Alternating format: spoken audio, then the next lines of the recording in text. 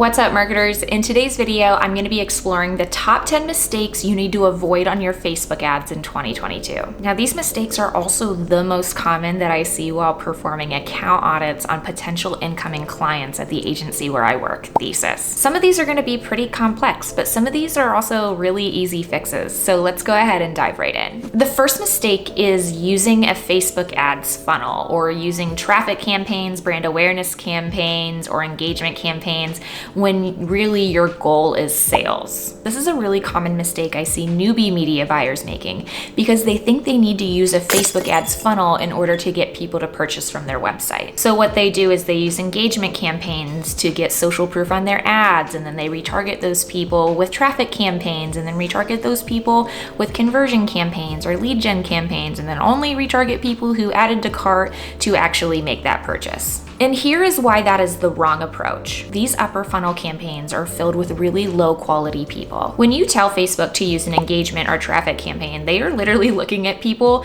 who like to click on ads, like to window shop essentially, but never like to buy. They are trying to get you as much engagement and as much traffic as possible without really considering the quality of that person. So if you're in the game of sales and you want a high ROAS or a low CPA, then you really need to be telling Facebook to go directly after those purchases. This is something I've tested pretty rigorously, even into 2022.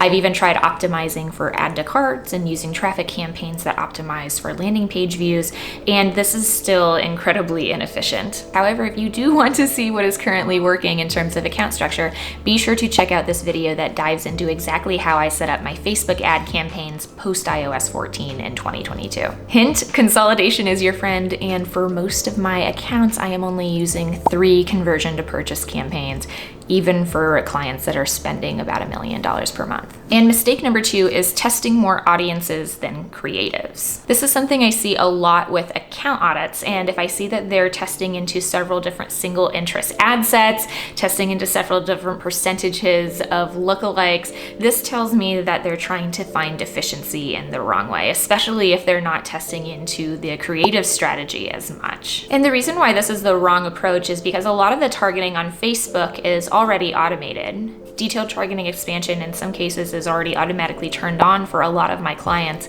and Facebook is starting to phase out several interests this year. So if you're not leaning in heavier into testing your creative strategy, this generally signals to me that something is wrong with the overall approach to the account. And building off of that is mistake number 3, which is not testing into broad audiences. Now I have a video that does a deep dive on why I love testing into broad audiences, so be sure to check that out right here. But essentially, a broad audience has completely open targeting. It is targeting everyone on Facebook except for a few parameters on age, gender, or location. And the reason why I love testing into broad audience is because this is the most scalable audience, right? And think about it. If you can get a creative to work on a broad audience, then the only optimization that you really have to do here is increase or decrease the budget depending on your goals. Additionally, I also love using broad to test my creatives because if something works on a broad audience, then it's very likely to work across your other interests and your lookalikes that you're using in your core campaign. And the fourth mistake is relying only on in-platform metrics or not using a third-party data service to evaluate what's actually going on with your campaigns. And the reality is that post iOS 14,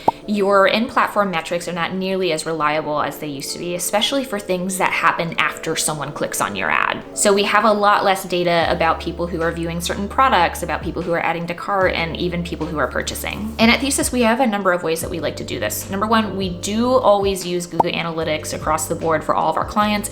We have a really robust naming convention on our UTM, so we often go inside of Google Analytics to get a sense of how Google thinks our campaigns are doing, but I also think that this is not quite enough. So at Thesis, we also like to use funnel.io to create our own reporting templates and really triangulate a lot of the data from Ads Manager to our post-purchase surveys and to Google Analytics and Shopify to really get a sense of what's going on. Now, some of those clients, and something that I also recommend for smaller brands that maybe don't need to have as robust of a reporting structure, I recommend that they check out Triplewhale, where they can create their own reporting dashboards and where they can triangulate a lot of that data as well in a super easy to use way. So be sure to check them out. P.S. That was not sponsored. I just genuinely enjoy the product. And number 5 is not looking at the right metrics. Now, I'm not going to go super in in depth on this one because I actually just created a video that shows you the exact metrics and custom dashboard that I create inside of Facebook Ads Manager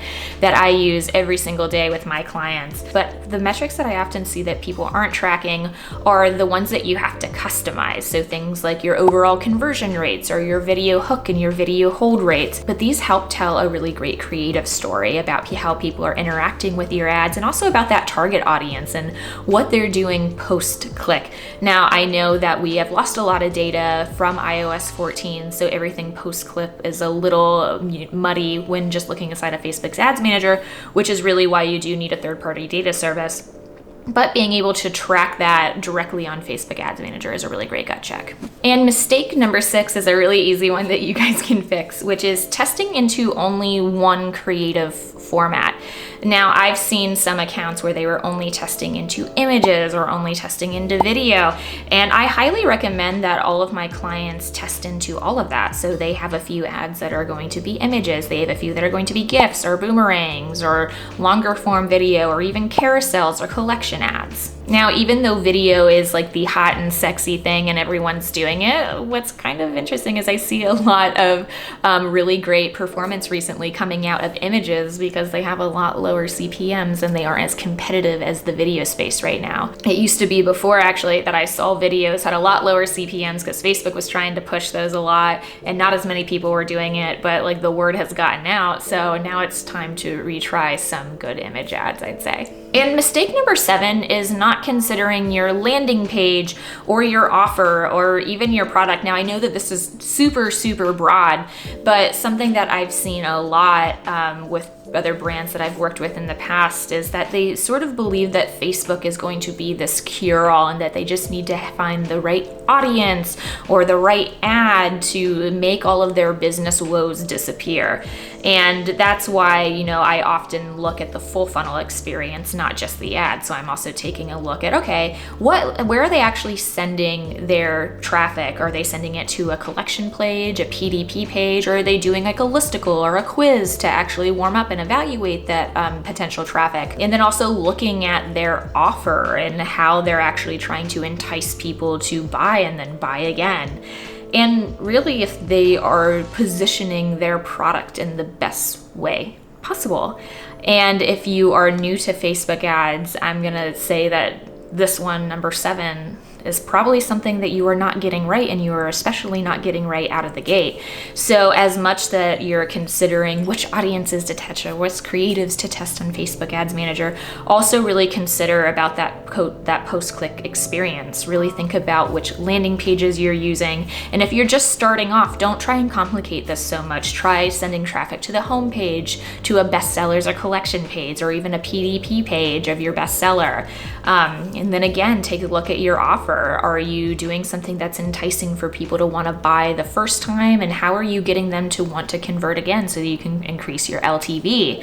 And then also think about the real benefits of your product and if you're showcasing those correctly. This one is super nuanced, and I'd even say that a lot of my clients aren't doing this as perfectly as they could be, but it's all about making incremental improvements every single day or every single week across your ads, your landing page, your offer, and of course how you're positioning your product. And mistake number 8 is spending too much on retargeting. Now, this is another big mistake I've seen a lot of people make, particularly on the account audits that I do at Thesis. And really what's happening here is that they're spending way too much of their budget in retargeting, oftentimes more than they're spending on their prospecting campaigns. And an interesting thing to know is at Thesis, we do have a rule of thumb where we like to have 90% of our spend in prospecting campaigns and then only 10% in our retargeting campaigns. And here's why. Many of the sales that you're going to be getting in your retargeting campaigns are not incremental. And we found this out by doing several conversion lift tests inside of Facebook ads, which I think you now need to do for their marketing science department. So if you ever get reached out to by a Facebook marketing expert or by your partner manager, be sure to ask them about this. But essentially what it means if a sale is not incremental, it means that these people would have likely converted anyways, even if they didn't see your retargeting ad. Plus, I've also seen the issue where a lot of brands will put a bulk of their budget in retargeting only to then dry up their retargeting audiences. Because they weren't putting enough budget into their prospecting audiences, they actually ran out of people to retarget. So one way that you can make sure that you're not not spending too much in your retargeting is by looking at the metric frequency. And some benchmarks that I like to keep for my own campaigns is that if I see over the last 7 days there's a frequency of 4 or more, that signals that I have way too much money in my retargeting campaign. So I'll shift that more to my prospecting. And essentially what your frequency number tells you is it tells you on average how many times someone has seen an ad over a specific time period. So if you've ever been hit with the same ad over and over and over and over again,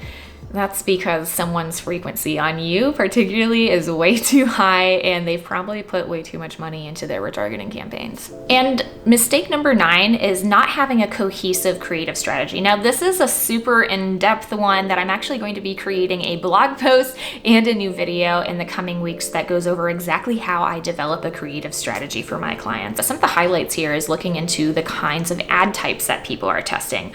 Are they using UGC? What other types of video strategies are they using? How are they using images and carousels? And some of the ways that you can help formulate your creative strategy is also by looking at what types of ads your competitors are running and which ones they're using more frequently. Again, this is a bit of a nuanced one, and I can generally tell that someone doesn't have a really cohesive creative strategy because number 1, they tell me that they don't, and if you don't think that you do, then you don't, and that's a problem. But also if they seem to be using only one type of strategy, so they're only testing into UGC, or they're only testing into images, or they're only testing into branded type video assets. So while you do need to cast a wide net and test many things, you also need to be really strategic about which things you're going to test and have a bit of a roadmap for yourself. So again, video coming out on that soon. And mistake number 10 is only testing on Facebook ads. 2022 is definitely the year that I am encouraging all of my clients to test other platforms, particularly testing into TikTok ads. I am super bullish on this platform, and I am telling essentially all my clients at Thesis, you gotta get on it. The reality is that Facebook ads is not quite what it used to be in terms of getting the sales at a cheaper price and getting to your audience the way that you used to. And while I don't think TikTok ads is gonna be a silver bullet for that, I think there is a lot of upsides to that platform. And it's one of the most growing platforms that we have access to. And I actually kind of like to compare it to what Facebook ads was 5 years ago, because not as many advertisers are on it. So if you have a product or a service and you think that your audience is on TikTok ads, it's definitely the time to try it. Some of the things though about that platform is that the creative strategy is a lot different than what I've seen work on Facebook and Instagram in the past. But what's kind of cool is when testing into TikTok style creative, that kind of content often works on Facebook and Instagram. So if you wanted to go deeper into that strategy, you'd also have the upside of creating content that's very likely to work across all of your platforms. But in 2022, I think that there is a huge risk in putting all of your customer acquisition money into just Facebook ads alone. I really do believe in diversifying your spend, and I think TikTok ads is one of the best ways to do that. And that is it. If you guys have any questions or you think that I missed a mistake that other people are currently making on Facebook ads, be sure to write them in the comments below. And if you enjoyed this video, please give it a like and subscribe, because those small actions really do help me out as a creator. Thanks, bye.